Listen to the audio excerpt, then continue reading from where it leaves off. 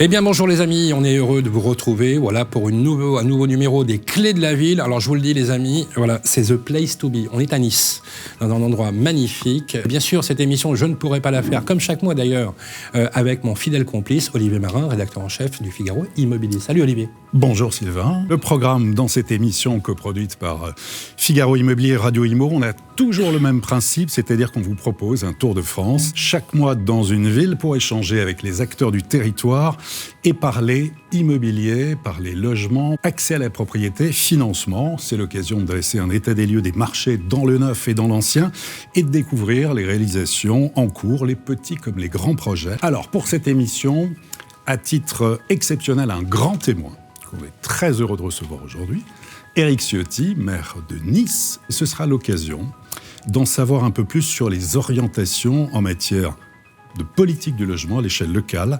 Il sera beaucoup question dans cette émission d'immobilier, de fiscalité, d'aménagement en matière de taxes foncières, de propriété, de coopération entre le public et le privé, de logement social, de nouvelles formes d'habitat, de mixité, d'intergénérationnel, d'investissement locatif, de patrimoine, beaucoup de choses.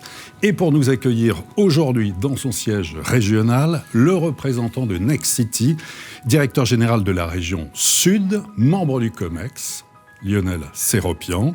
On évoquera avec lui l'activité du neuf au sein de la région Côte d'Azur. Et puis pour représenter les notaires de France, maître Laurent Libouban, notaire, président de la Chambre des notaires des Alpes-Maritimes, qui nous proposera en fait un tour d'horizon du marché immobilier niçois dans l'ancien. Voilà Sylvain pour ce beau programme.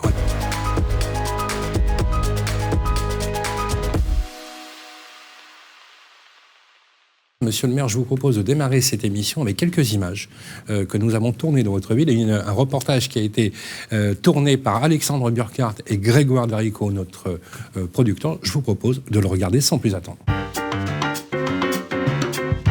Et bonjour à tous, bienvenue à Nice pour ce nouvel épisode des Clés de la Ville. Ça y est, on a retrouvé le soleil, bienvenue dans cette ville mondialement connue, une ville attractive d'un point de vue économique évidemment, mais d'un point de vue touristique aussi, une ville avec un patrimoine important. Bienvenue à Nice pour ce nouvel épisode, les Clés de la Ville, saison 6, épisode 8, c'est parti.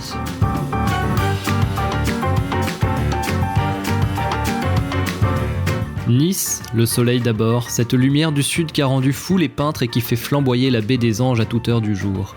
4e ville de France, première destination touristique du pays après Paris, une métropole méditerranéenne qui rayonne bien au-delà de ses frontières. Ici dans le Vieux-Nice, l'histoire et la culture méditerranéenne restent omniprésentes. Entre marchés, façades colorées ou places animées, ce quartier conserve une identité forte. Depuis ici la colline du château, Nice dévoile tous ses atouts entre mer, centre historique et puis les nouveaux quartiers. Une ville qui conjugue à merveille patrimoine, attractivité économique et puis développement urbain. Entre grandes enseignes, flux piétons et puis tramway, l'avenue Jean Médecin et la place Masséna concentrent l'activité commerciale et urbaine du centre-ville. Vous l'avez reconnu, nous voici sur la promenade des Anglais, un lieu typique de Nice, un lieu mondialement connu où, à côté du front de mer, vous avez le tourisme, l'immobilier et puis l'art de vivre à la niçoise. Mais Nice, c'est aussi bien plus qu'une carte postale. Nice, c'est une superposition de couches, l'italienne d'abord, elle n'est française que depuis 1860, et cette identité singulière se lie encore dans ses ruelles, ses couleurs, sa langue. Puis la belle époque des hivernants fortunés, des palaces et de cette promenade que les Anglais ont tracée et qui porte encore leur nom. Capitale de la Côte d'Azur, ville universitaire, carrefour économique et culturel entre France et Méditerranée. Une ville qui n'a jamais tout à fait choisi entre son passé et son avenir.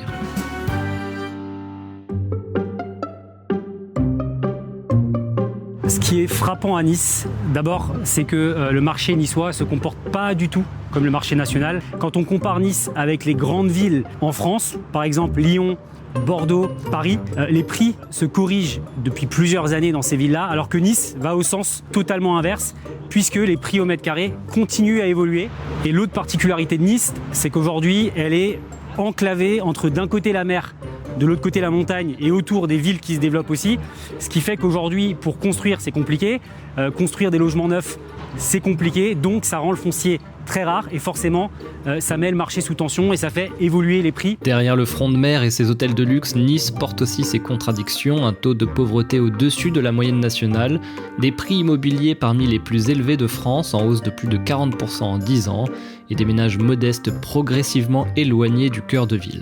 Il y a 3 marchés. Le premier marché, c'est un marché vraiment de résidents qui sont là pour acheter leur résidence principale. Ensuite, on va avoir des acheteurs qui viennent de l'étranger, qui vont soit investir pour l'attractivité du marché niçois, ou soit prendre leur résidence secondaire. Et ensuite, pour terminer, on a les investisseurs locatifs français. Alors comment loger les Niçois dans une ville que le monde entier veut habiter ? C'est l'équation centrale, celle qui redéfinit aujourd'hui les priorités du territoire. L'attractivité de Nice, elle est indéniable, elle est vraiment formidable, mais elle a aussi ses revers. Nice aujourd'hui, c'est 5 millions de touristes tous les ans. Ces touristes, il faut les loger. Quand ils ont besoin d'être logés, c'est un logement qu'un Niçois aurait pu acheter qui va passer en location courte durée. Et comme on ne peut pas construire plus à Nice, ça rend le marché très tendu. Beaucoup de logements qui sont normalement dédiés à la location ou à la vente pour les Niçois sont aujourd'hui des logements qui vont être mis en location courte durée.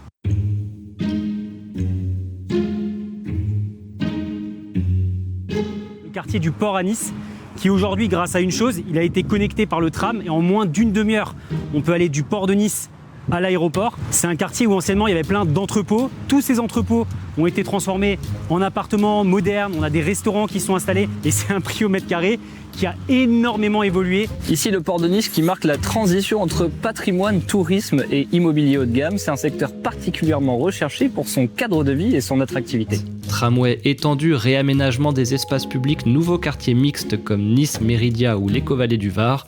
Nice Écovallée, symbole de ces nouveaux quartiers pensés autour des mobilités, du logement neuf et de l'activité économique. Une extension urbaine moderne qui transforme progressivement l'ouest de la ville. Pendant longtemps, Nice avait un centre-ville qui était Jean Médecin, la place Masséna et la promenade des Anglais. Tout ça évolue à grande vitesse. Il y a plein de quartiers qui sont en développement et dans ces quartiers, on va retrouver des centres-villes avec des animations, des commerces et où on va retrouver tout doucement, un peu comme d'autres villes en France, des arrondissements. La métropole investit massivement dans ses mobilités, sa transition écologique et son attractivité économique.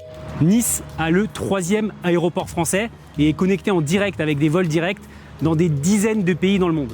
Elle accueille des entreprises, des startups, des talents attirés par la qualité de vie et par un territoire qui se réinvente. Pour faire simple, à Nice, on peut, dans la même ville, avoir des prix au mètre carré qui sont multipliés par 4 selon le quartier dans lequel on va se situer. Nice construit une autre image d'elle-même, celle d'une métropole du Sud ambitieuse, connectée et tournée vers l'avenir.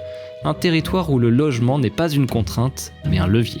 Je pense que Nice, dans 10 ans, peut vraiment ressembler au prix au mètre carré qu'on a aujourd'hui dans des villes comme Paris. Vous l'avez vu avec nous, Nice conjugue à merveille développement économique, attractivité internationale et puis patrimoine méditerranéen. Une ville qui continue d'évoluer tout en restant l'une des destinations les plus recherchées de France. Merci d'avoir suivi avec nous ce reportage. Sylvain, Olivier, c'est à vous. Je vous souhaite une très belle émission. Les Clés de la Ville, saison 6, épisode 8. C'est parti.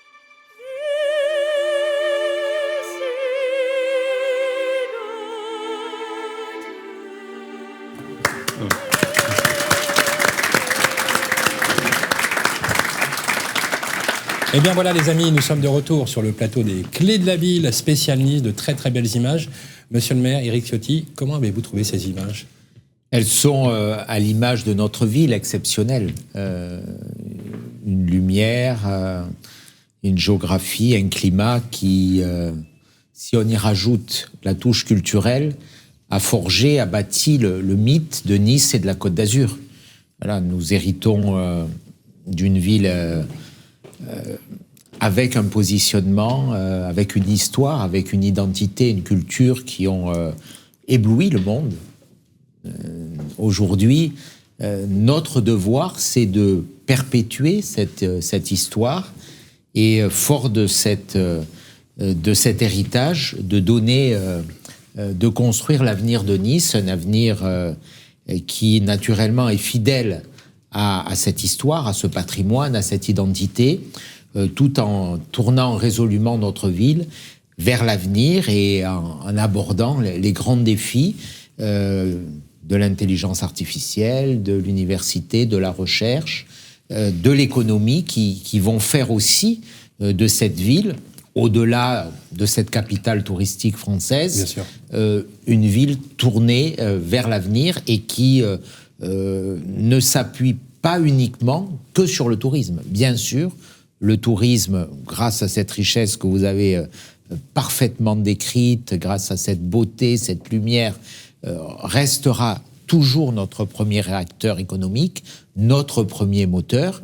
Mais l'enjeu, c'est aussi que nous arrivions à équilibrer notre activité économique. Et tout cela nécessite une plus grande attractivité du territoire en matière de développement, en matière de mobilité, en matière de logement et en matière de fiscalité aussi. Ce sont les ingrédients qui vont demain sculpter, forger cette attractivité du territoire. Alors justement, je rebondis sur l'élément de la fiscalité en cédant la place à mon fidèle complice Olivier Marin, puisque c'est un des aspects dans votre campagne que vous avez mis en avant. Olivier Marin. Oui, alors 357 000, ça c'est le nombre d'habitants à Nice. Nice, quand même, il faut le dire, 262 000 résidences principales, 54 000 résidences secondaires et 41 000 logements considérés comme vacants. À l'échelle de la métropole, on est autour de 570 000, c'est 51 communes. Alors que la pression fiscale continue de peser sur les propriétaires, évidemment on l'entend au Figaro, on l'entend partout à Radio Imo, la taxe foncière a atteint un niveau record en 2025, ça a rapporté plus de 55 milliards d'euros aux collectivités et à l'État. Dans beaucoup de villes, les hausses successives alimentent le mécontentement, on va dire des contribuables, et ravivent le débat sur la fiscalité locale. Et un peu à contre-courant, vous avez pris un engagement, vous avez fait le choix d'une baisse d'impôts avec 50 millions d'euros rendus aux propriétaires et aux résidents secondaires, une orientation qui est assumée comme un levier pour relancer l'offre locative et soutenir le logement. Est-ce que pour vous, la baisse de la fiscalité est devenue l'une des priorités pour répondre à la crise du logement ? Absolument.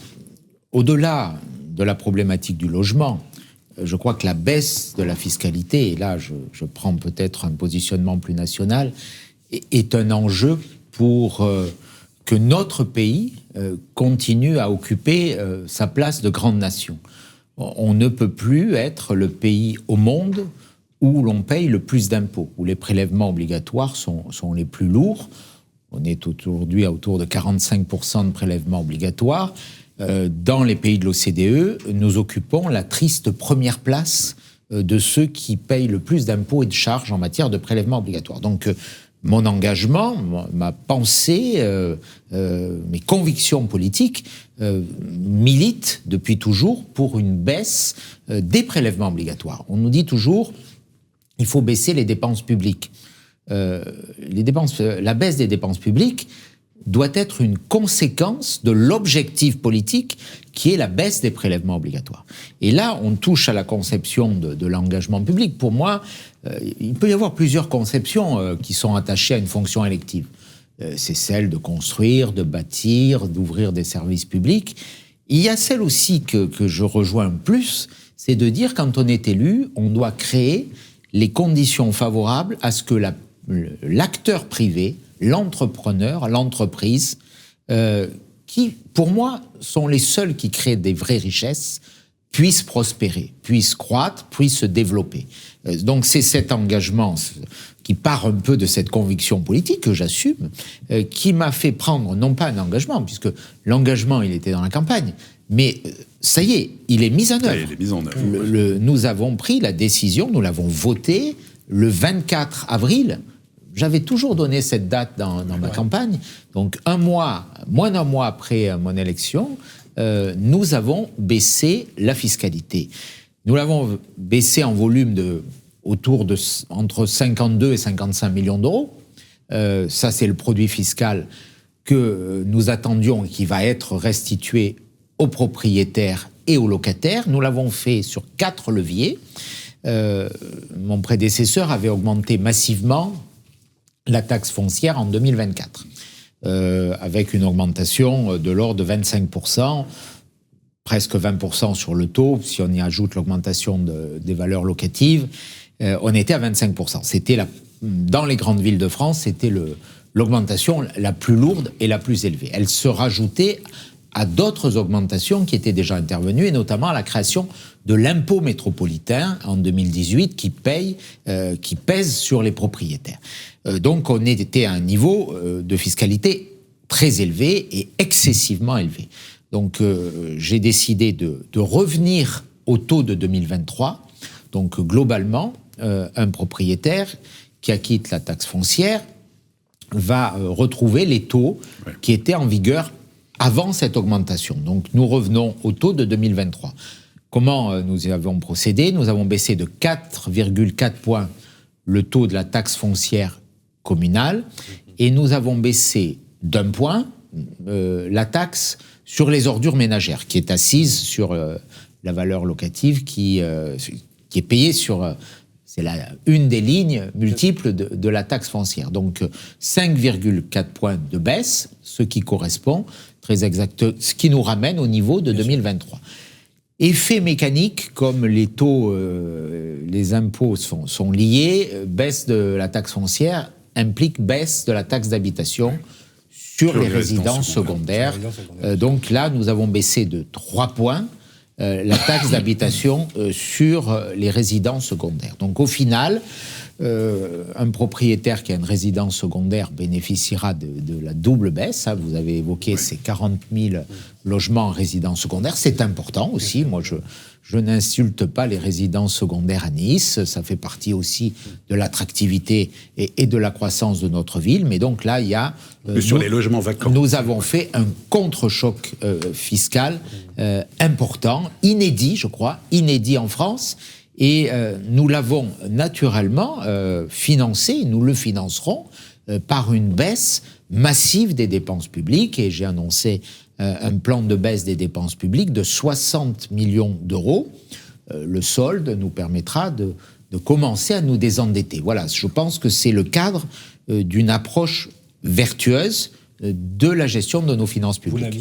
Vous l'aviez d'ailleurs annoncé et vous l'avez mis en œuvre, parce que l'an dernier, avant le début de la campagne, vous aviez annoncé à Océanis effectivement que il y avait tous les professionnels de l'immobilier, que vous n'augmenteriez pas la taxe foncière, qu'au contraire vous la baisseriez. Et je confirme, vous êtes le seul métropole à l'avoir fait, et c'est assez unique. Vous avez conscience, Éric Ciotti, que c'est un signal extrêmement intéressant, important, symboliquement, que vous envoyez aux propriétaires qui ont été un peu la variable d'ajustement, si on peut dire comme ça, des politiques fiscales. Aujourd'hui, Nice compte parmi les villes, et c'est vrai que c'est un peu l'envers de la médaille. Vous avez des meublés touristiques de type Airbnb sur des locations de courte durée, et on ne peut pas ne pas dire qu'effectivement ces produits-là, malheureusement, ne vont pas aux étudiants qui ont besoin de se loger ou de jeunes actifs qui ont besoin de se loger. Quand on voit la pression du marché locatif, on voit que certains quartiers, voire l'offre locative fondre comme neige au soleil. On a carrément une rétraction du marché de quasiment de moitié par rapport à l'offre locative. Est-ce que, de votre point de vue, vous envisagez des mesures peut-être de régulation ? Et quand on est maire d'une ville qui a autant d'attractivité, comment on fait ? Est-ce que c'est pas évident de résoudre cette quadrature du cercle entre, vous le disiez, ne pas insulter les résidences secondaires, au contraire, il faut loger aussi également les touristes, 5 millions, c'est énorme. Ça va pas être simple quand on est maire d'essayer de trouver un équilibre. Vous parliez d'équilibre justement. Qu'est-ce que vous envisagez dans votre programme ? La réponse, elle est dans ce mot d'équilibre. Je l'ai dit sur les impôts, mais on peut rajouter sur ce domaine du droit de propriété. Moi, je crois et je défends le droit de propriété. Donc, je suis toujours un peu réticent à ce que l'État, avec ses tentacules administratives, vienne dire à quelqu'un ce qu'il doit faire de son logement. Voilà. Par essence, ça me perturbe. Voilà. Moi, je crois à la liberté économique, je crois au droit de propriété. C'est une valeur constitutionnelle, c'est l'héritage de la Révolution française. Et que un fonctionnaire vienne dire à un propriétaire qui a, grâce à son travail, acquis un bien et qu'il est légitime, qu'il exploite comme il le souhaite, de dire non, là tu ne peux pas. Voilà, donc mon postulat de base, il est là. Après, naturellement, comme dans tout, il faut lutter contre les dérives et il faut réguler les excès. Voilà. Mais la politique que nous conduisons, et nous sommes en train de trouver un accord avec les organisations professionnelles, notamment des loueurs de meublés. Les plateformes. Voilà, nous sommes en discussion. pour que nous corrigeons les excès. Il y a des zones de tension, il y a des zones où aujourd'hui des quotas, des autorisations conformément à la loi Le Meur sont données par la mairie. Nous sommes en ce moment dans une forme de moratoire qui va durer vraisemblablement jusqu'à fin août. Dans ces zones, il y a des quotas. Et puis il y a des locations qui ont une durée. Aujourd'hui, la loi permet d'aller jusqu'à 9 ans. Et on était à 3 ans aujourd'hui. Voilà. Donc on négocie pour sortir du moratoire les quotas qu'on mettra en œuvre. On négocie la durée qui sera autorisée pour louer. Et on négocie aussi la période sur l'année. La précédente municipalité est venue à 90 jours. La loi, c'est 120. Voilà, donc on va agir sur ces 3 paramètres. Mais moi, je regarde beaucoup... Vous serez à 90 jours ou vous allez... Je suis plutôt sur une légère augmentation. D'accord. Moi, je regarde ce qu'a fait Cannes. Vous passez de 90 à 120. C'est une possibilité. On n'a pas encore conclu la négociation. On est dans ce cadre. Je regarde ce que fait David Lisnard à Cannes avec beaucoup d'intérêt. C'est une ville touristique, majeure aussi. Et de toute façon, aujourd'hui, nous sommes dans des contentieux. Toutes les mesures qui ont été prises précédemment ont été contestées devant les juridictions et systématiquement, les propriétaires ont gagné. Oui, voilà. Tout à fait. Donc, moi, je préfère qu'on ait un accord, qu'on soit dans des contentieux permanents. Voilà. Donc, il y a cette idée de régulation, mais après, ce que je souhaite, c'est une approche peut-être plus difficile, c'est qu'on favorise la location longue durée. Pourquoi aussi il y a de la location meublée touristique ? Parce qu'on a écrasé de contraintes, de normes, de charges, d'impôts les propriétaires. Donc il faut c'est l'angle mort du macronisme. Le propriétaire a été l'ennemi, ou en tout cas l'oublié ou la vache à lait de ce pouvoir. Alors justement, par rapport, on a regardé sur Figaro Immobilier, les biens à la vente, actuellement à Nice, 3860. Biens à la location dans le privé, 437. On s'est dit, bon, c'est Figaro Immobilier, on va regarder sur Se Loger, portail plus généraliste. Biens à la vente à Nice, 7853. Biens à la location dans le privé, 752. C'est-à-dire 10 fois moins. Donc c'est vrai qu'il y a eu un emballement sur Airbnb, pas d'obligation de rénovation énergétique, dans certaines villes aussi, pas d'obligation, pas d'encadrement de loyer. Il y a là aussi une dérive, puisque ce sont des logements en moins pour les étudiants, pour les habitants. Donc il y a un déséquilibre qui est énorme. Alors, je suis totalement hostile à la régulation des loyers. Parce que de l'encadrement des loyers. C'est le meilleur moyen pour tuer le marché locatif. Voilà. Donc vous êtes... L'excès de normes, l'excès de régulation tue aussi le marché. Voilà. Un propriétaire, il doit avoir une garantie de loyer, que les impayés de loyer ne lui bloquent pas pendant des années un logement. Un propriétaire, il doit pouvoir avoir une rentabilité conséquente de son logement. La fiscalité, les prélèvements rendent aujourd'hui, sur la location longue durée, ce taux de rentabilité extrêmement faible. Donc c'est là-dessus qu'il faut travailler. Je pense qu'on ne peut pas être que dans l'interdiction. On doit être dans l'incitation à louer. Et inciter plutôt que contraindre. Et notamment, on doit pouvoir inciter des propriétaires qui font peut-être de la location touristique à 9 mois par an à louer leur logement à des étudiants. C'est toute cette logique que l'on veut mettre en œuvre. Vous savez, j'ai reçu hier, c'est un autre sujet, on manque de logements à Nice, j'ai reçu hier une aimable missive du préfet des Alpes-Maritimes qui aimablement m'avait prévenu 3 jours avant lorsqu'on s'était vu pour nous dire qu'on allait subir une lourde amende pour carence dans la construction de logements sociaux.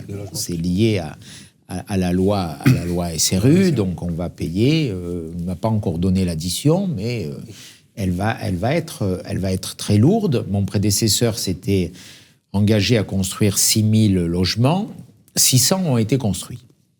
Donc, non seulement on n'est pas à ce seuil que je conteste, parce que je trouve qu'il est absurde, notamment sur notre territoire, qui est très contraint. Mais ça, c'est la loi SRU. Je souhaite son abrogation au plan national, mais ça, c'est mon projet politique national. Mais elle existe, et donc on regarde à la fois si on atteint les 25%, et si on ne les atteint pas, il y a les communes qui s'en rapprochent. Bon, nous, non seulement on ne les atteint pas, mais on ne s'en est pas rapproché. Donc on a cette carence qui va nous coûter, mais pour sortir de cette carence, on peut notamment construire des logements étudiants, on peut construire des résidences seniors, on peut aussi permettre, avec des modalités où, par exemple, les propriétaires s'engagent à des rénovations thermiques de logements, à sortir et mettre à disposition leur logement pour la location, à sortir de ces quotas. Les aides que la ville peut donner en matière de rénovation thermique sont déduites de l'amende qu'on va subir. Donc moi, on a cette situation, malheureusement, j'en hérite, hein, j'ai reçu j'ai reçu une immense confiance des Niçois, puis j'ai reçu beaucoup de petits cadeaux en arrivant, qu'on trouve dans les placards. Et celle-là en fait partie, l'amende SRU, mais bon, il y en a beaucoup d'autres. Mais vous voyez, cette logique, à partir du moment où on va sans doute devoir payer autour de 10 millions d'euros de carence, moi je préfère que ces 10 millions d'euros, on les mette dans des aides pour les propriétaires, pour rénover leur logement. Vous avez parlé, il y a 11% à peu près de logements vacants oui. Pour qu'on les remette sur le marché. Voilà, la logique, c'est pas simplement de taper sur un propriétaire qui, après tout, toute sa vie a travaillé, il a investi, il a un bien. C'est pas complètement illogique, il veut que ce bien soit rentable. C'est en Union soviétique qu'on veut qu'un bien soit pas rentable. Voilà, mais on s'en est quand même approché quand on est dans un pays qui a 47% de prélèvements obligatoires et 58% de dépenses publiques. Valéry Giscard d'Estaing disait qu'au-delà de 40%, on était dans un régime collectiviste. Bon, on est à 58% de dépenses publiques. À un moment, il faudra peut-être s'expliquer pourquoi on en est là. Donc, la norme et l'impôt, pour moi, c'est pas la solution. L'incitation et la baisse d'impôts participent. Je dis pas que c'est les seuls vecteurs. Je dis pas qu'il faut conjuguer les excès. Moi, je traquerai les investisseurs qui vont acheter des immeubles entiers pour faire du Airbnb. Mais le propriétaire qui toute sa vie a gagné sa vie, celui qui a une résidence secondaire à Nice, qui habite à Paris et qui vient 3 mois par an ou 3 semaines à Nice, le reste du temps, le logement il est vide. Il vaut mieux qu'il soit occupé par quelqu'un. Parce qu'on accueille 5 millions de touristes, et ces 5 millions de touristes, c'est aussi 5 milliards d'euros de chiffre d'affaires. Donc c'est pour ça que tout à l'heure, ma politique, elle se résume à un mot, équilibre. Et à propos juste de logement social, un complément, vous proposez de céder donc une partie du parc détenu par Côte d'Azur Habitat pour financer donc la rénovation de logements destinés aux actifs, policiers, les soignants, les fonctionnaires. Une stratégie que vous présentez comme un pacte de confiance pour construire, vous dites, plus et mieux. Plus largement donc sur votre politique en matière de logement social. Alors, d'abord, logement social, j'évoquais cette carence. On est à des taux très, très faibles, 12-13% pour la ville, pour la métropole. Donc il faudra qu'on construise plus et mieux, je vous dis, avec des axes notamment étudiants, seniors, qui sont dans les quotas SRU. Mais aujourd'hui, on a un office HLM qui est rattaché à la métropole, qui est un établissement public rattaché à la métropole Nice-Côte d'Azur, qui a un parc locatif important, autour de 22 000 logements. À peu près 5 000 sont situés hors métropole. Voilà. 5 000. Moi, ce que je veux, c'est recentrer l'activité de ce bailleur social sur la métropole. Il ne construit plus. Il a beaucoup construit dans les Côte d'Azur Habitat, d'accord. Il a beaucoup construit dans les années 90-2000. Aujourd'hui, Côte d'Azur Habitat ne construit plus de logements. Voilà. Celui qui construit le plus de logements, c'est Habitat 06, qui est un petit bailleur qui dépend du département, qui a plus construit que Côte d'Azur Habitat. Il a un parc 10 fois plus petit, mais il a construit plus que Côte d'Azur Habitat. Donc, d'ailleurs, mon idée, c'est qu'on rapproche on fasse travailler ensemble les deux organismes. Donc il faut que Côte d'Azur Habitat construise plus. Et pour cela, je souhaite vendre à d'autres bailleurs sociaux tous les logements qui sont hors métropole. Par exemple, on a beaucoup de logements, plusieurs centaines à Cannes, on en a à Grasse, on en a à Menton. J'en ai parlé avec le maire de Menton, j'en ai parlé avec le maire de Grasse. Eux, ils préfèrent avoir dans leur parc les logements qui sont dans leur commune. C'est beaucoup plus rationnel. Potentiellement, ces logements représenteraient une recette, si on arrive à les vendre tous, de 400 millions d'euros. Ces 400 millions d'euros, ils doivent être le levier de deux politiques. Une de rénovation du parc de Côte d'Azur Habitat, parce qu'il y a des logements qui laissent vivre des Niçoises et des Niçois dans des conditions indignes, insalubres. Vous parliez du seuil de pauvreté, mais j'ai visité pendant la campagne électorale, et je le fais aujourd'hui encore, des logements totalement insalubres, totalement indignes, dans le parc de Côte d'Azur Habitat. Il y a des parties communes dégradées, il y a des ascenseurs qui ne marchent pas pendant des mois. Donc, il y a une politique de rénovation à conduire sur le parc existant. Et puis, il faut relancer la construction. Il faut relancer la construction en essayant d'avoir une vraie mixité sociale. Moi, je suis contre les monoquartiers sociaux. Voilà. Il ne faut pas... on voit dans notre ville, et on en subit les conséquences, des erreurs d'urbanisme des années 70. Les Moulins, l'Ariane, Bon Voyage, pas d'activité économique, très peu, que du logement social, pas de tertiaire. On a créé des ghettos sociaux.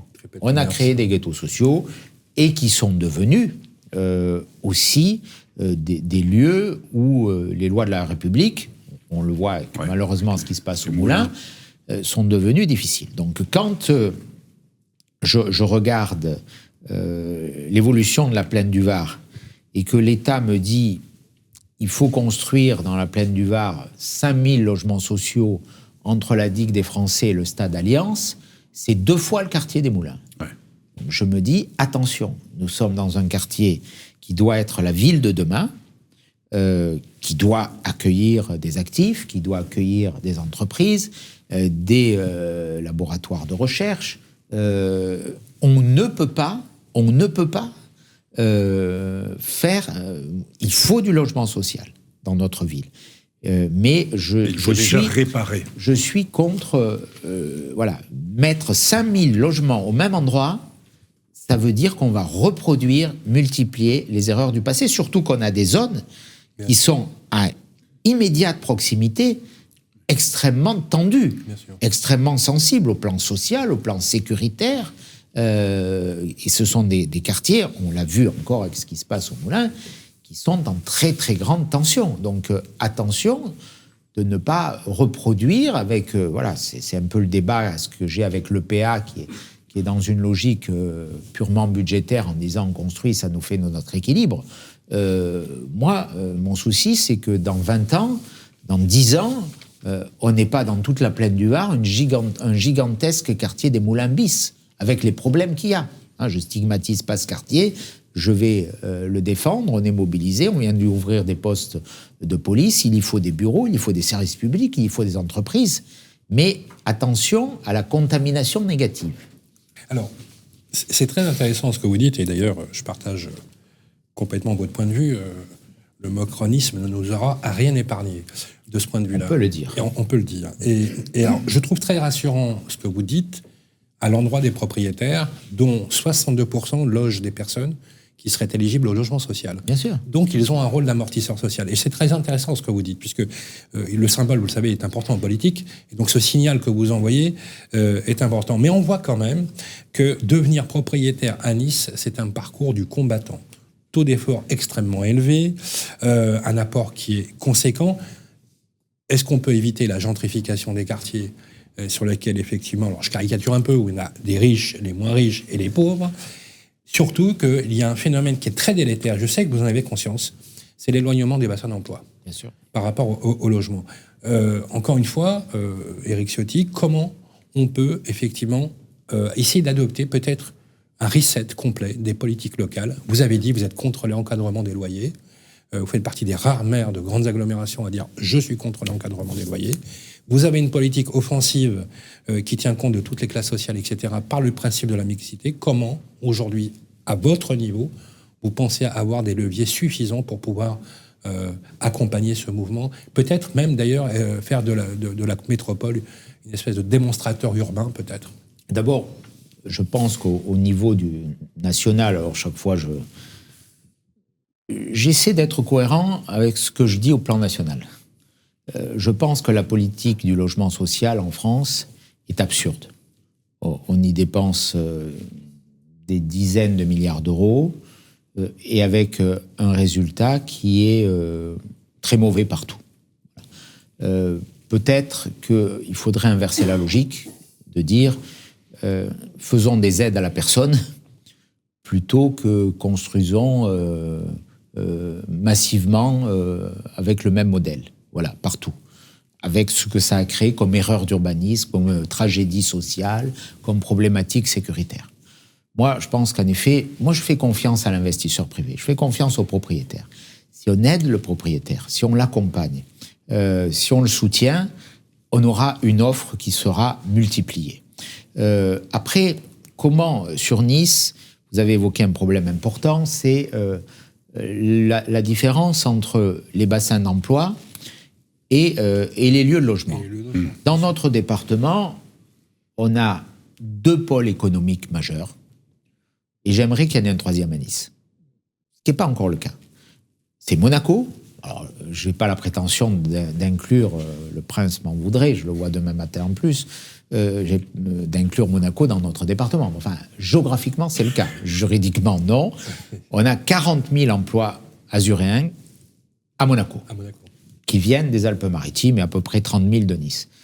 On a à peu près 40 000 emplois à Sofia, qui est une grande réussite économique depuis 50 ans et qui se régénère d'ailleurs. Une entreprise se ferme, une autre s'ouvre, mais il n'y a pas de logement à Sofia et il n'y a pas de logement à Monaco. Voilà. Donc on a chaque matin, est-ouest, des 2 côtés, on a ces logiques de déplacement domicile-travail.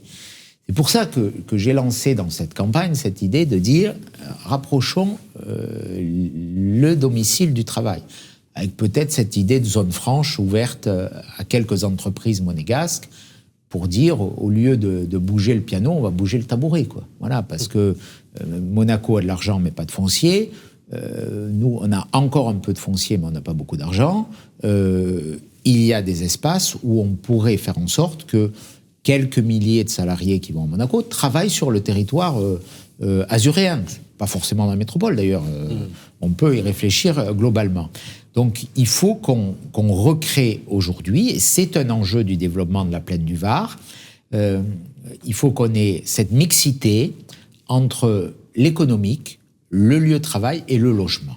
Mais dire, on fait de la mixité avec, dans des endroits, 40% de social, ça, c'est une erreur. Ça, c'est une vision d'un technocrate qui regarde bêtement comment appliquer une loi stupide. Voilà. Donc, c'est pas une vision d'un aménageur, c'est pas quelqu'un qui se dit qu'est-ce que sera ma ville dans 20 ans. Voilà. Il répond à des tableaux Excel et puis si ça va pas, il met une petite amende. Mais voilà, ça, c'est ce qui fait le fléau. C'est pas la conséquence justement de cet État jacobin qui centralise tout et qui uniformise tous les territoires. Bien sûr, parce que je vous dis, moi je fais confiance je pense qu'il faut qu'on fasse confiance à l'investisseur privé, il faut qu'on fasse confiance aux propriétaires, il faut qu'on fasse confiance à ceux qui investissent. Et que la puissance publique, elle soit pas là pour imposer, réguler, réglementer, elle soit là pour accompagner. Notre rôle, c'est que notre aménagement il soit cohérent, que là où on installe les entreprises, on est à côté du logement, qu'on ait des réseaux de transport qui soient performants entre l'entreprise et le domicile. Voilà, c'est tout cela. Alors je ne dis pas qu'il y a des choses très positives qui ont été faites. Le réseau tramway qui irrigue maintenant la plaine du Var, qui est naturellement un axe structurant, c'est extrêmement positif. Il faut qu'on travaille aussi sur les quartiers est de la ville de Nice. Moi, j'ai j'ai un espoir, c'est qu'on dégèle aussi un peu les rigidités du mammouth SNCF.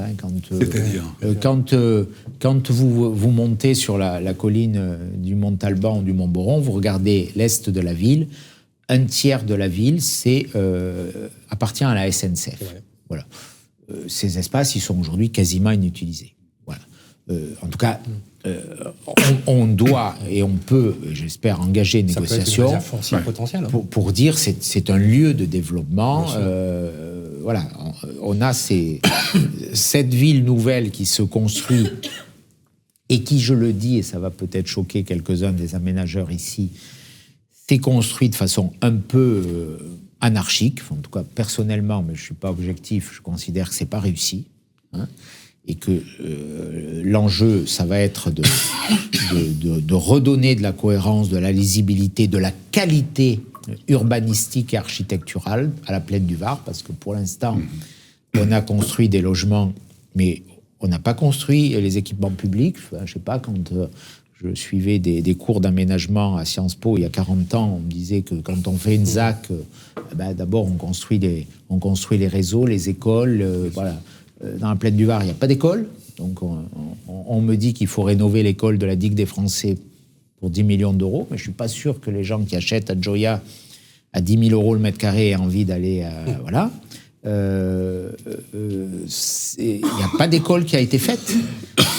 Pas de collège. Très peu de stationnement. Donc, ça veut dire que quelque part, on a avancé un peu dans une logique, on fait du logement, on vend du logement. Quand on ne le vend pas, on le vend au bailleur social, c'est beaucoup plus facile et c'est plus simple.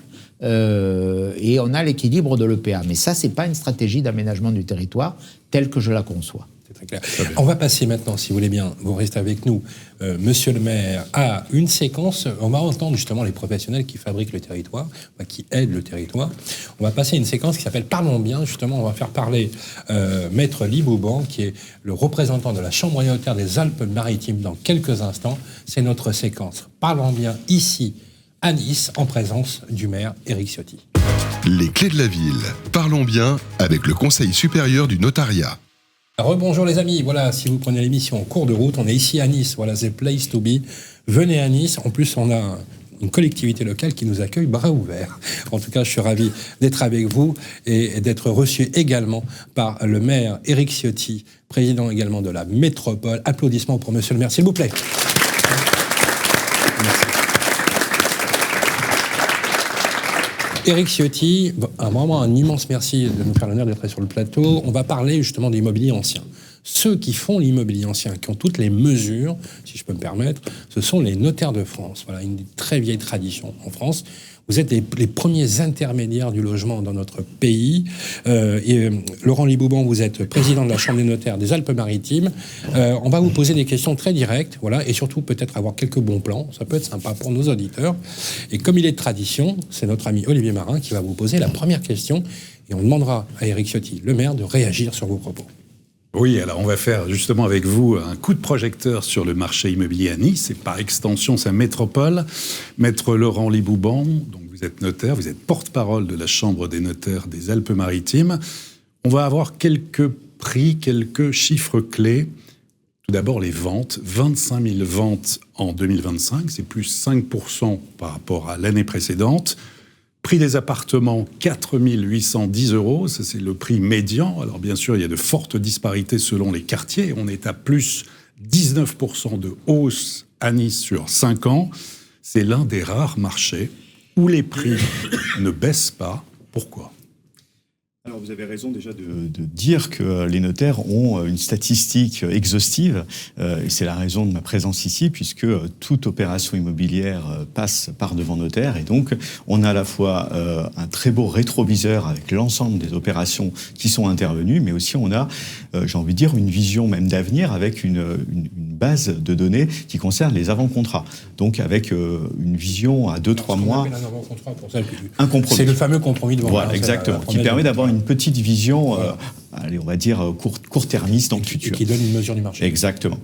Donc, en termes de statistiques sur Nice, d'abord sur les volumes, à la différence des prix, on peut dire qu'on a suivi l'évolution nationale et départementale. Il n'y a pas de spécificité niçoise sur les volumes.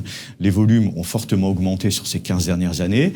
Il y a eu l'époque Covid qui a bien évidemment créé aussi une augmentation sensible. Et puis le post-Covid, un effondrement, une chute assez significative en 2023-2024, un atterrissage en 2024-2025 et une remontée à partir de 2025 comme sur l'ensemble du territoire national. Ah, vous avez quand même connu la crise. Nous avons connu la crise en volume. En volume, pas en prix. Volume, Parce que quand on voit les statistiques... Exactement. Et c'est pour ça que je prends ce relief de dire, sur le volume, on a subi la même chose que sur le reste du territoire. Mais les prix, en revanche, vous avez raison. 40% en 10 ans. Dans certains quartiers, c'est jusqu'à 50%, figurez-vous. Voilà, on a effectivement sur les prix une différence par rapport aux grandes métropoles de France, puisque les prix, vous l'avez dit, n'ont jamais baissé, même dans la période où les volumes se sont abaissés.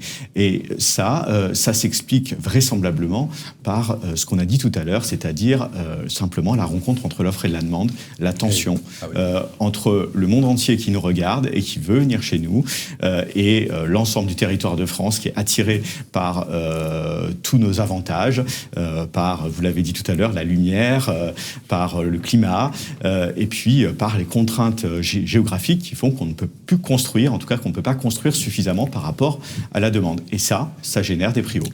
Alors, pour ceux qui ne connaissent pas Nice, si l'on devait prendre une photo sur les différents quartiers en termes de prix, voilà, quelques exemples. Alors, vous avez donné le prix de 4 800 € du mètre. Ça, c'est un prix médian, vous l'avez dit. C'est le prix qu'on constate en dernier trimestre 2025.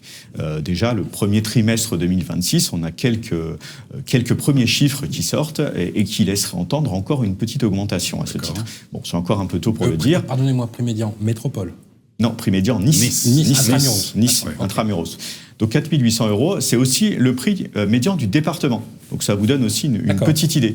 De la même manière, en termes de volume, je reviens un peu sur ce point, il faut savoir qu'il y a à peu près une vente sur 3 qui se situe à Nice Intramuros, sur l'ensemble du département. Donc quand on donne des chiffres en termes de volume, eh bien Nice est une entité qui permet finalement d'avoir une idée assez globale sur ce qui se passe dans l'ensemble du département. Alors des exemples de quartiers, justement. Alors des exemples de quartiers, donc par exemple, parlons de la colline de Cimiez, qui est un secteur où il y a relativement peu de concentration urbaine.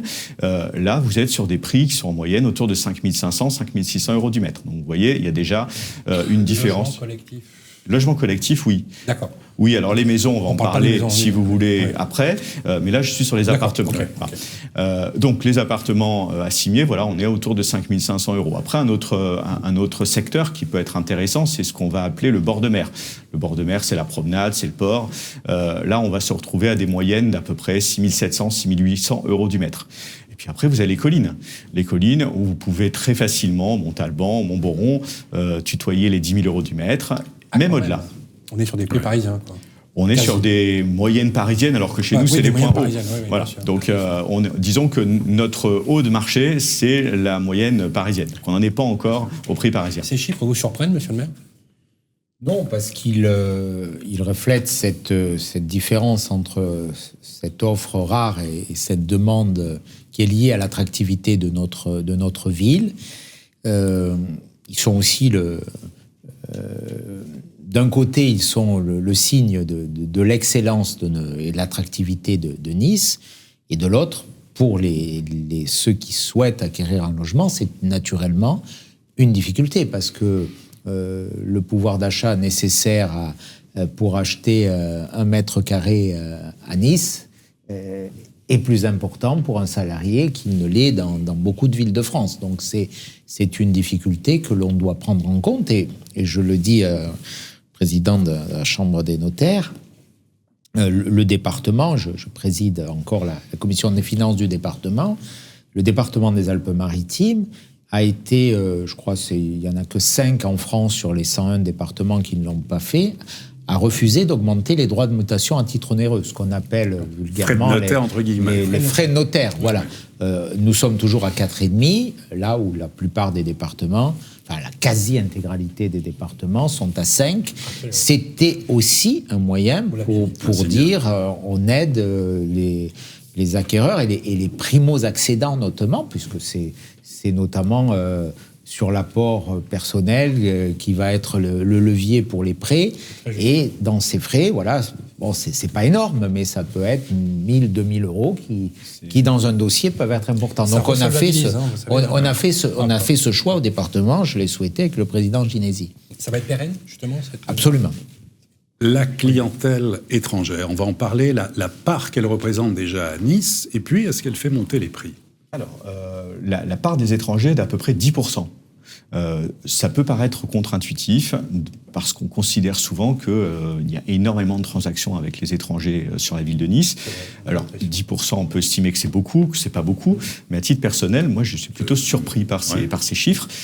Et un autre chiffre que je souhaite vous donner, pour vous dire que finalement, la ville de Nice est attrayante pour le territoire national, mais aussi pour le territoire niçois, puisque plus de 50% des acquéreurs de biens immobiliers niçois sont niçois.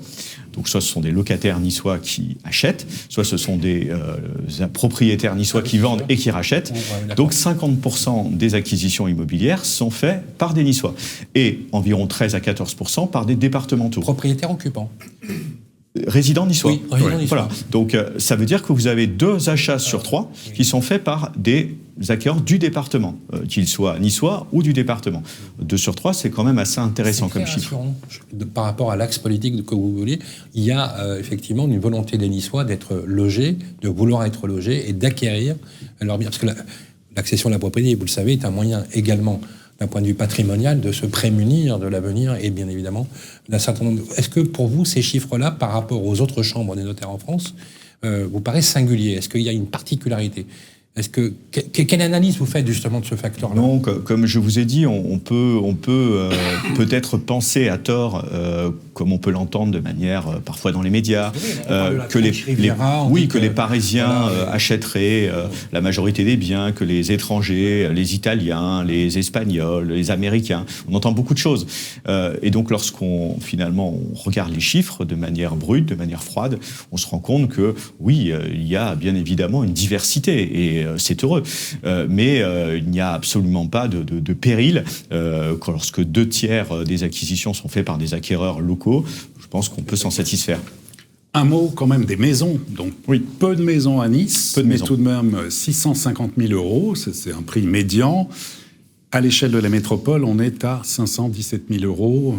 Ce marché de la maison, comment évolue-t-il ? Oui, alors effectivement, à Nice, très peu de maisons, ce qui fait que le prix médian que vous indiquez, si je me déplace un peu dans Nice et que je fais un zoom sur, par exemple, le Mont-Alban ou le Mont-Boron ou éventuellement Rimier, au-dessus de Cimier, on a des prix qui n'ont rien à voir, puisque le prix moyen, on est plutôt à 1 900 000 euros. Pour vous donner une idée de l'éloignement qu'il y a entre ces maisons-là et le prix médian qui est annoncé à 650 000 euros. Tout simplement parce que vous avez plusieurs marchés. Une petite maison dans le centre de Nice, s'il en reste encore, ne sera absolument pas vendue au même prix qu'une belle maison avec vue sur les hauteurs de Rimier. Un mot sur les secteurs porteurs à Nice, si l'on souhaite faire justement un investissement locatif. Quels sont vos conseils ? Secteur en développement d'ailleurs, comme l'a indiqué. Alors, investissement locatif, et vous l'avez dit tout à l'heure, faut-il encore qu'il soit rentable. Il générera une rentabilité à n'en pas douter. Maintenant, si derrière la fiscalité appréhende la totalité de la rentabilité, ça n'a pas de sens. Et là, j'attire l'attention, bien évidemment, sur le fait des différences de régimes fiscaux entre la location long terme, la location vide, et la location meublée. Meublé pour une résidence principale ou meublé pour du saisonnier. C'est 2 choses différentes. Vous avez parlé tout à l'heure du saisonnier. Il y a effectivement de plus en plus, et on doit s'en satisfaire et s'en féliciter, de locations meublées ouvertes aux étudiants, ouvertes aux personnes qui veulent la flexibilité. Le vrai problème qu'on a à Nice, me semble-t-il, c'est la location vide, c'est la location long terme. Et pourquoi ? Parce que la fiscalité n'est absolument pas acceptable pour les bailleurs. Et donc, naturellement, ils sont orientés par une fiscalité plus favorable vers le meublé. On peut même carrément parler d'injustice fiscale.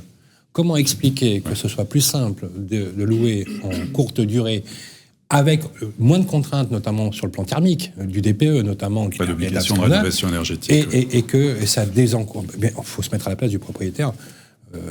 Tout le monde il peut faire de la location meublée à une résidence principale. La loi d'Anna Higlemeur, d'ailleurs, M. Ciotti, vous me corrigez, a tenté de réparer, finalement, quelque part, cet aspect des choses. On a effectivement eu le dispositif Jean Brun qui a tenté d'apporter une réponse. Qui vient d'être lancé. Voilà, et on va voir un peu ce que ça va donner. C'est un peu tôt pour le dire.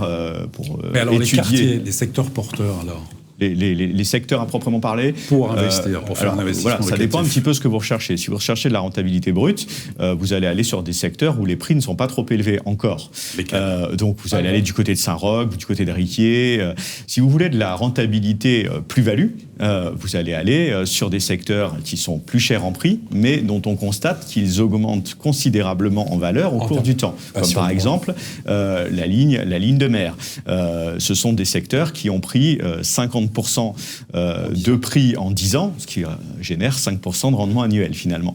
Donc selon l'approche que vous avez, si vous recherchez une rentabilité régulière ou une rentabilité par plus-value, vous ne ferez pas les mêmes choix. Une dernière question traditionnelle qu'on pose dans chaque ville-étape au notaire, forme de conseil pratique, quand on souhaite vendre ou acheter un bien immobilier, donc ici à Nice, en quoi faut-il être particulièrement attentif aujourd'hui ? Alors, si on veut acheter, de manière générale, c'est pas spécifique à Nice, un conseil, c'est bien évidemment de regarder le DPE. Ce fameux DPE qui a une utilité pour le financement, qui a une utilité pour les éventuelles subventions, et puis qui peut générer des contraintes en termes locatifs, puisque si le DPE est mauvais, il peut y avoir une interdiction de louer. Donc ça, c'est le point principal sur lequel il faut faire attention. Le secteur, bien évidemment, l'emplacement, comme on dit toujours. L'emplacement, vérifier l'accessibilité au transport public, vérifier les écoles, le quartier tout simplement. Ces points sont fondamentaux. Et côté vendeur, eh bien rien de particulier. Aujourd'hui, si votre bien est au prix du marché, il trouvera acquéreur. Donc il n'y a pas ni de tension négative sur le marché. Il y a simplement à fixer le bon prix au prix marché et ça sera vendu. Maître, on peut dire que placer et investir à Nice, c'est un placement sûr. Tout à fait, je crois qu'on peut le dire. Qu'à la limite, on ne fasse même pas énormément de plus-value, on sait que finalement, c'est un peu l'argent qu'on met. Ça ne perdra pas de valeur. C'est l'argent qu'on met au coffre, bien évidemment, en sachant qu'on a besoin des investisseurs. Vous l'avez dit, monsieur le maire, dans les quartiers émergents également. Et il y aura fort à gagner et que dans les 2-3 années qui viennent, il y aura des changements fiscaux qui pourraient s'annoncer être tout à fait pérennes. En tout cas, c'est ce que je souhaite, bien évidemment. Applaudissements pour Maître Louis Dubon. Voilà, je vous propose, nous sommes ici bien sûr à Nice, une dernière séquence. On va parler avec vous, monsieur le maire, de logement neuf, de comment le logement neuf peut être aussi une alternative, mais aussi dans le mode d'habiter. Avec un grand professionnel, je vous propose qu'on le rencontre dans quelques instants. Il est directeur général de la région Sud et membre du comité exécutif de Nexity, première marque pour le logement abordable en France, et Lionel Séropian, qu'on va recevoir dans quelques instants. Merci, maître. Les clés de la ville, la vie ensemble, avec Nexity. Bien les amis, bonjour. Voilà, vous êtes à Nice pour notre émission des Clés de la Ville. On a fait cette ville-étape, on en est quasiment à 70 villes, il me semble. 75. 75 villes. Bref, nous sommes les saltimbanques de la République, c'est-à-dire qu'on va de ville en ville pour rencontrer les maires que nous aimons particulièrement. D'ailleurs, je voudrais qu'on fasse une petite dédicace aux maires de petites villes, de petites communes, qui sont très efficaces. Elle a gagné avec victoire son 3e mandat, me semble-t-il. Elle est avec nous dans le public, c'est Colette Fabron, qui est la maire de ça. Elle est plus là. Elle est partie, voilà. Je voulais, écoutez, elle est partie, voilà. Je voulais lui faire cette dédicace. En tout cas, elle sera enregistrée. Colette Fabron, qui est maire de Saint-Étienne-du-Tinée et de Ron, que vous connaissez bien d'ailleurs. Vice-présidente de la métropole. Et vice-présidente de la métropole. D'ailleurs, en plus, c'est extraordinaire parce que c'est une petite commune qui peut monter jusqu'à 20 000 habitants avec une magnifique station. Voilà. Madame la maire, on viendra vous voir avec grand plaisir. Lionel Séropian, bonjour. Bonjour. Directeur général de la région Sud et membre du comité exécutif de Nexity. Vous êtes numéro 1 en France pour le logement abordable. En présence du maire, maintenant Éric Ciotti, je sais que vous connaissez, vous êtes croisés déjà il y a quelques années. Qu'est-ce qu'on peut dire? La marque, aujourd'hui, elle est installée depuis longtemps sur ce territoire, Nexity. Alors effectivement, déjà je souhaitais vous remercier de votre présence dans le siège régional de Nexity, ainsi que l'ensemble des collaborateurs du groupe, de toutes ces marques, et de l'ensemble des acteurs qui concourent à la production et à la fabrication de la ville, des bâtisseurs, des entrepreneurs, des architectes, des bureaux d'études, des notaires, puisque précédemment on a eu un exposé sur le logement ancien à Nice. Donc toute cette chaîne de l'acte de bâtir, l'acte de faire la ville est présent aujourd'hui. Je les en remercie. Avant de parler de Nexity, du marché niçois, puisqu'on y est installé depuis plus de 25 ans, je tiens à souligner la résilience de nos métiers dans un moment très difficile que nous traversons. On parle de crise du logement. Elle est multiforme. C'est une crise de l'offre, une crise de la demande. Et je crois que c'est notre incapacité à tous, toute cette chaîne de production, à fabriquer et surtout à satisfaire aux besoins. Parce que la première des choses que fait Nexity sur un territoire, qui plus est sur un territoire qu'elle connaît depuis très longtemps, c'est réfléchir à la programmation de chacun de nos immeubles. Vous parliez tout à l'heure justement, et c'est ce qui est très intéressant dans la démarche, de la réflexion d'aménageur. Nexity est aménageur, promoteur, et promoteur, gestionnaire. Donc, dans cette perspective-là, on regarde les choses sur le long terme. Bien sûr qu'il y a le temps court, mais il y a aussi le temps long de la fabrication de la ville, et de ne pas créer des îlots autarciques, comme vous l'exprimiez, ou des quartiers qui sont voués à souffrir.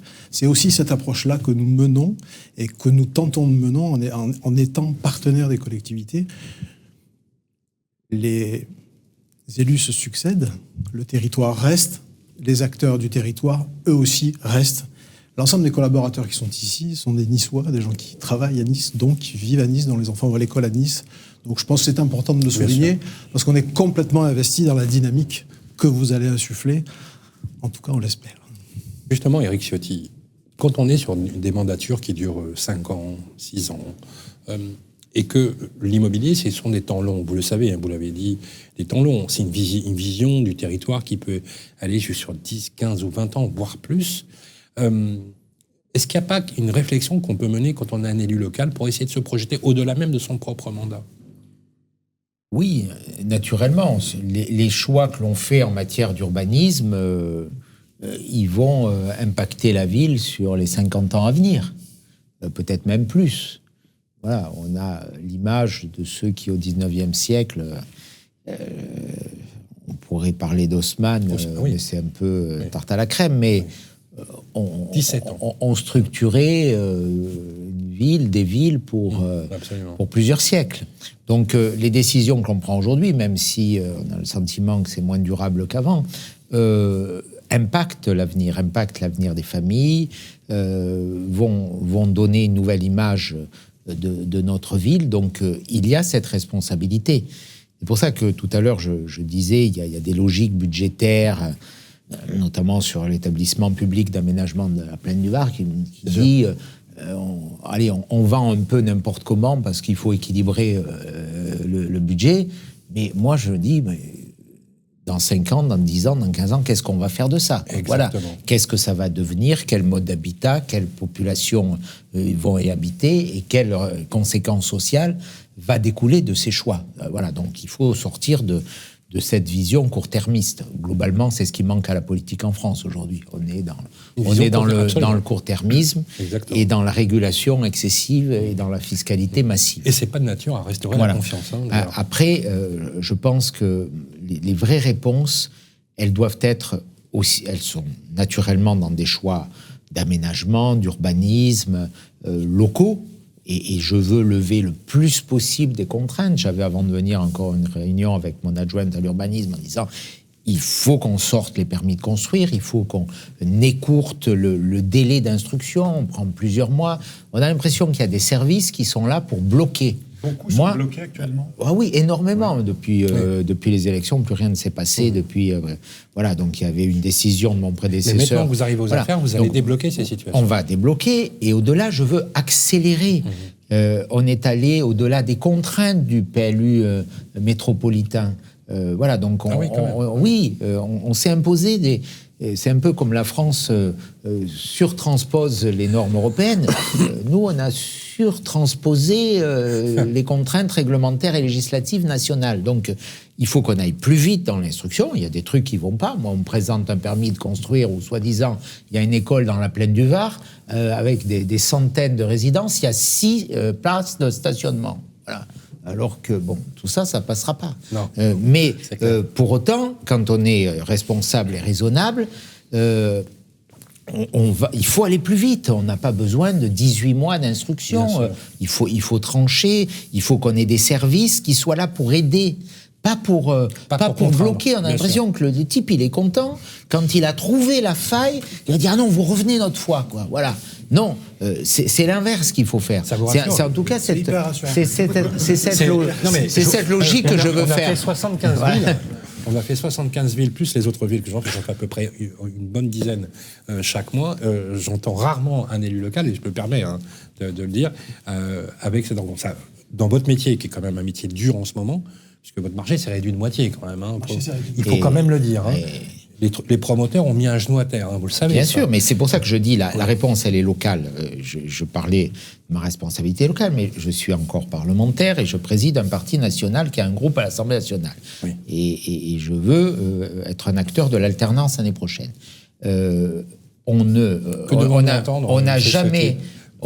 Notre pays n'a jamais aussi peu construit de logements, alors que les besoins n'ont jamais été aussi élevés. Absolument. Ça veut dire que ce qui est fait aujourd'hui est un échec absolu. Bon, là, on nous a lancé un petit Jean Brun, là, mais qui ne marche pas du tout. C'est un peu tôt, peut-être. Ça vient de démarrer. Oui, mais bon... vous n'êtes pas optimiste. On est à 3000 depuis le début de l'année, c'est quand même très, très faible. Hein. Oui. C'est très, très faible. Mais on fait ça en fin de mandature. Mais il y aura un projet de loi de logement en mois de juin. Oui, bon. Ah, vous n'y croyez pas? Non, je ne crois à rien de ce qui se fait en ce moment. Peut-être, ce qui va se faire de façon très durable, c'est l'année prochaine. Mais l'objectif de 2 millions de logements à horizon 2030. Aujourd'hui, ceux qui font semblant de gouverner ne gouvernent rien, ils ne décident rien. Ils laissent passer le temps et ils restent en place, c'est leur seul objectif. Donc le reste, c'est de la communication. L'enjeu, c'est l'année prochaine. Parce que là, soit on inverse la tendance, soit on change radicalement de logique, soit on arrête avec l'impôt, la norme, la suradministration, les contraintes contre ceux qui investissent, voilà, et on favorise, on crée comme un pays moderne les conditions de la croissance, du développement, mais sur une base radicalement différente. Voilà, aujourd'hui, je regardais dans un article, je ne vais pas citer le concurrent du Figaro, parce que j'ai trop de respect. Non, c'était dans les Échos. Les Échos. Allez, sur les normes, législatives et réglementaires, c'est un papier d'hier. Chaque fois qu'on parle d'une loi de simplification, au final, il y a plus de réglementation. Voilà, donc ça veut dire qu'à un moment, il faudra casser cette logique. Et la propriété a été l'ennemi. Le propriétaire, dans la vision du président de la République, c'est un rentier. Alors que le secteur de l'immobilier, c'est plus de 10% du PIB. Ce sont des millions d'emplois. Et donc, c'est un secteur qui n'est pas un secteur passif, c'est pas un secteur de rentier, c'est un secteur qui doit être soutenu, accompagné. Et il y a cette vision que la finance doit être favorisée. C'est un peu la logique de l'IFI, hein, puisque moi, j'étais pour la suppression totale de l'ISF. Hein, mais on l'a supprimé à moitié, mais on a laissé l'IFI. Oui. Ça veut dire que on considère que on stigmatise le propriétaire, parce que c'est un rentier. Alors que c'est plutôt peut-être l'inverse de ceux qui sont dans d'autres secteurs, quoi. Voilà. Et c'est cette logique, je pense, qu'il faut inverser. L'immobilier, le logement, c'est un droit. On ne vit pas bien, on n'a pas une qualité de vie acceptable si son logement n'est pas de qualité. Et donc, ça fait partie de la vie, le logement, l'accès au logement. On a aujourd'hui dans les revenus, pour se loger, il faut consacrer une part de plus en plus importante, c'est plus de 30% de son revenu disponible pour le logement. C'est trop. Ça veut dire qu'il faut alléger la charge, et c'est ça cet enjeu. Mais il faut qu'on remette le logement, et j'allais dire la propriété, au cœur d'un grand projet politique. Lionel Seropian, l'état de la construction aujourd'hui. Alors, en réponse, simplement. Oui, pardon, en réponse. Et puis vous nous donnerez les chiffres. 2 mots, parce que mon temps de parole... guichet unique. Guichet unique. Alors, c'est 2 mots. Guichet unique, ça veut dire une administration qui n'empile pas les services, et une porte d'entrée pour traiter d'un dossier. C'est le résumé, et on plaide pour ça depuis bon nombre d'années, pour ne pas empiler des procédures, et nationales et locales. Et aller plus vite dans les autorisations d'urbanisme. Et aller plus vite dans les autorisations. Si les projets sont conformes à l'esprit d'aménagement. Ça, c'est le premier point pour faciliter la lecture d'un dossier dans sa complétude. Ça, c'est le premier point. Le deuxième, Jean Brun, je ne fais pas de commentaire particulier, c'est pas mon rôle. En tout cas, on salue que le logement ait été enfin reconnu comme une cause nationale, parce que, et je fais pas de lien, mais depuis 2020, les marchés n'ont cessé de chuter. Donc, on le sait, on traverse des périodes très difficiles, on s'accroche à ce qui est essentiel pour nous, c'est le logement abordable, et c'est le logement pour tous. La première mission d'un opérateur comme Nexity, c'est de loger les gens sur un territoire. Les sujets d'investissement locatif, les sujets qui sont d'autres, sont des niches de marché. Maître, vous en parliez tout à l'heure, ce sont des niches. La nôtre, c'est les actifs, les jeunes. C'est ça, notre cœur de marché, c'est celui-là. Et on passe notre temps à se battre pour réussir à donner une offre qui soit décente et qui corresponde à ce qu'on appelle, nous, loyer égale crédit ou crédit égale loyer,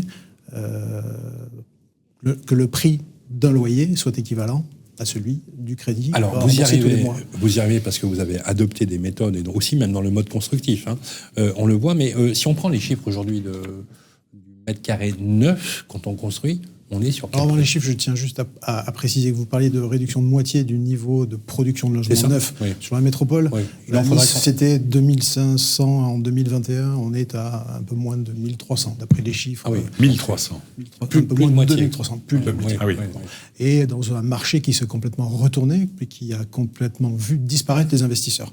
Les investisseurs, ce n'est pas mal, c'est plutôt bien, l'investisseur, parce qu'il investit sur un territoire qui fait prospérer. J'entendais vos propos qui correspondent tout à fait à la philosophie qu'on peut partager ensemble, c'est-à-dire laisser les gens investir, laisser l'individu comme acteur économique et social qui propose. Et dans la gradation de ce qu'on peut proposer, en tout cas chez Nexity, et j'ai oublié tout à l'heure de remercier les bailleurs sociaux, parce qu'on travaille énormément avec les bailleurs sociaux, vous en parliez tout à l'heure, cette production de logements sociaux, on l'accompagne et on l'aide, et ce sont des partenaires.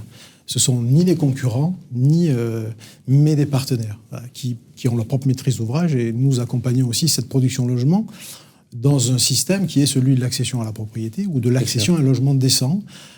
Alors justement, vous parliez tout à l'heure. Combien le prix moyen du mètre carré?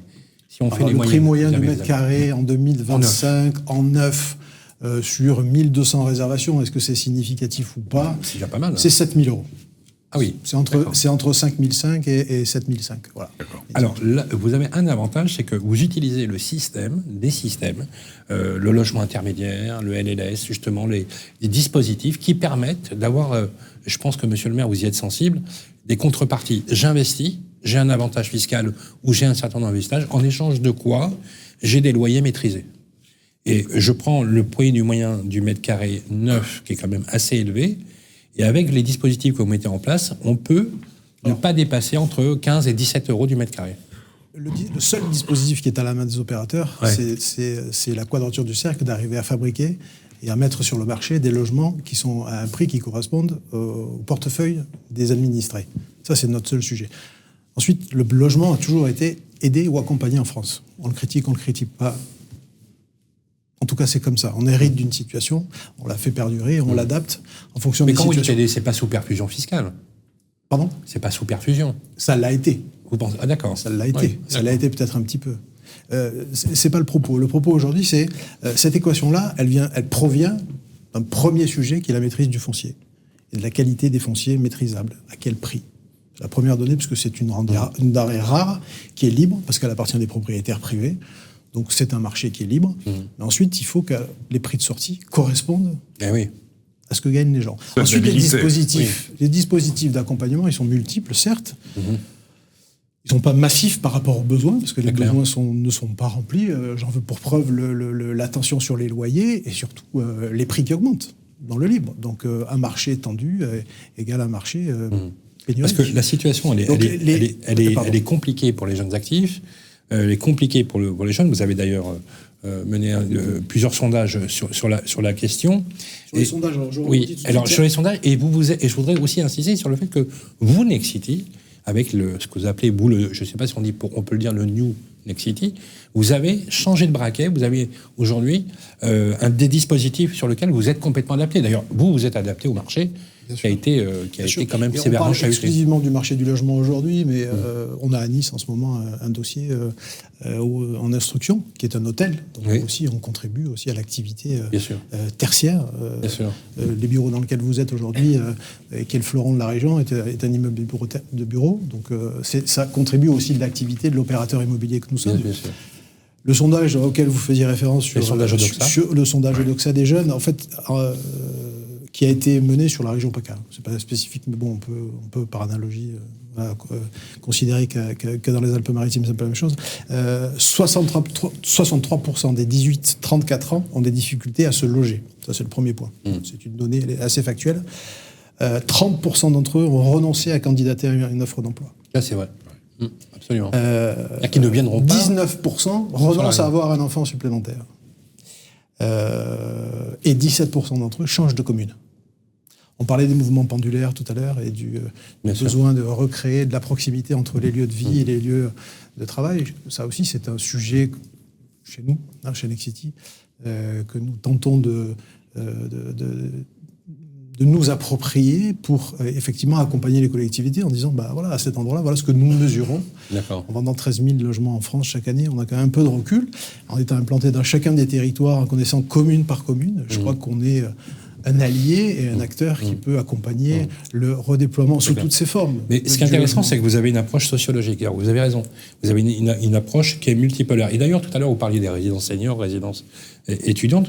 J'ai relevé une opération que vous menez actuellement, si je peux me permettre, c'est l'opération que vous appelez Villa Bianca, qui illustre parfaitement, si je peux me permettre également, l'illustration de l'ADN de cette nouvelle formule Nexity qui existe aujourd'hui. C'est pas une nouvelle formule, l'ADN Nexity l'a toujours été. Mais ce New Nexity, en fait, c'est notre communication qui est comme ça, c'est-à-dire que en fait, c'est la capacité d'une équipe emblématique qui a porté quelque part ce changement. C'est la capacité à répondre aux besoins d'un territoire. C'est surtout ça. C'est-à-dire que ce soit en tertiaire, en réhabilitation, en rénovation, en transformation, ou en pur métier classique de alors, logement. Qu'est-ce que c'est que la Villa Bianca alors ? La Villa Bianca, c'est une opération d'une 60aine de logements qui a été faite dans le quartier nord-est de Nice, rue Pierre Vous connaissez, monsieur le maire, l'opération Villa ? Et donc, en fait, c'est une opération qui a été faite dans le diffus, c'est-à-dire que les équipes qui sont ici ont bataillé pour maîtriser un foncier pendant des années. Je vous passe les procédures liées au recours, parce qu'on n'a pas évoqué ce temps long-là, il est aussi lié au passage de l'autorisation de construire à la réalisation, qui lui aussi souffre d'un certain nombre de procédures. Ce qu'on appelle purger les recours. Et donc cette opération, elle est assez exemplaire dans sa programmation, parce qu'il y a des logements libres, classiques, qui sont vendus à un prix qui correspond à ce fameux loyer égal crédit, puisqu'on est un peu moins de 5 000 € de mètre carré. Donc ça donne un prix par rapport au prix qu'on a annoncé tout à l'heure qui est relativement plus bas. Il y a du logement social classique, type SRU, et il y a du logement intermédiaire. Le logement intermédiaire, vous l'évoquiez tout à l'heure, ça permet de mettre de l'offre. Alors c'est un investisseur qui achète, un bailleur en l'occurrence, qui achète et qui met à l'offre des logements. C'est une super solution, le logement intermédiaire. Trop riche pour accéder au logement social, pas assez pour accéder au logement privé. Monsieur le maire, le logement intermédiaire, c'est aussi... Alors, c'est pas la réponse à tous les maux de la crise du logement, mais vous en pensez quoi, vous ? C'est une bonne solution ? C'est naturellement une bonne solution. Bien sûr. C'est une solution qu'on doit porter, privilégier, soutenir. Le logement intermédiaire, c'est le logement pour les actifs, d'ailleurs. Je parlais d'évolution potentielle. Moi, je pense que demain... Même le logement social doit être tourné d'abord vers les actifs. et je dirais d'abord vers les actifs nationaux. C'est sans doute un propos iconoclaste, mais voilà, c'est un sujet extrêmement important. Merci beaucoup. Oui, juste parce que sur la programmation qui caractérise bien le New Next City, nous avons fabriqué une pension de famille, une vingtaine de logements sur Villa Bianca, et donc ça aussi, ça contribue. Okay. J'aime beaucoup une vision balsacienne des pensions de famille, etc. Rassurez-moi, il n'y aura pas vos trains dans cette pension de famille. Voilà. Voilà. C'était un vrai plaisir de vous faire exprimer justement toutes ces idées, et je constate avec beaucoup de plaisir que vous êtes parfaitement aligné avec la politique mise en place par Éric Ciotti. Je vous propose un applaudissement pour Lionel Sérapian. Il va être l'heure. Il va être l'heure de nous quitter. Vous savez, Diderot disait qu'il y avait deux types d'hommes dans le monde.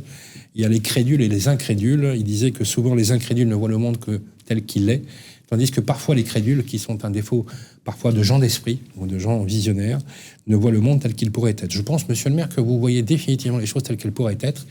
Et finalement, pour paraphraser ce que disait le général de Gaulle, là où il y a une volonté politique, il y a un chemin. Et ce chemin, quand j'entends votre discours, alors j'espère que ça va se faire, mais voilà. Alors tout à l'heure, j'ai entendu un mot, je ne peux pas résister, je suis journaliste. Vous avez dit l'année prochaine, il va y avoir des choses que je vais porter, etc. Est-ce que je peux sous-entendre quelque chose ou... Non. Voilà, non mais voilà, il faut bien que je rebondisse en tout cas, etc. Monsieur le maire, vous avez le mot de la fin. Et encore une fois, je voudrais qu'on remercie vos équipes qui ont été vraiment adorables avec nous. Je voudrais remercier les équipes de Next City qui ont été vraiment, voilà, Steven, toutes les équipes qui sont avec nous, bien évidemment, les équipes du Figaro et les équipes de Radio Imo à la technique. Monsieur le maire, c'est à vous. D'abord, je veux vous remercier parce que vous donnez aujourd'hui un beau coup de projecteur sur notre ville, sur ses atouts, sur ses talents, sur son excellence. Et vous me permettez aussi de porter ce chemin que vous évoquiez, qui est ouvert. Nous avons un enjeu, on est à la croisée des chemins. Nous subissons des contraintes, des difficultés qui sont des contraintes nationales, mais nous devons aussi nous en extraire pour continuer à faire de Nice une ville tournée vers l'avenir. On a beaucoup de défis à relever. On a un passé qui est très riche, qui est prestigieux. On ne doit pas le dénaturer, mais on doit s'en inspirer pour préparer l'avenir. Et je veux que ça soit une ville moderne, une ville innovante, entreprenante, tournée vers la jeunesse, vers l'innovation. On a besoin de grandes écoles, on a besoin de recherche, on a besoin d'une université puissante, d'une activité tertiaire forte. Et tout cela doit s'accompagner de façon parallèle à une offre de logement qui soit dynamisée, qui soit soutenue. Et voilà, nous mettons dès le début de ce mandat les bases de ce soutien. Et j'ai la faiblesse de croire qu'un des premiers vecteurs de ce soutien, c'est la modération fiscale.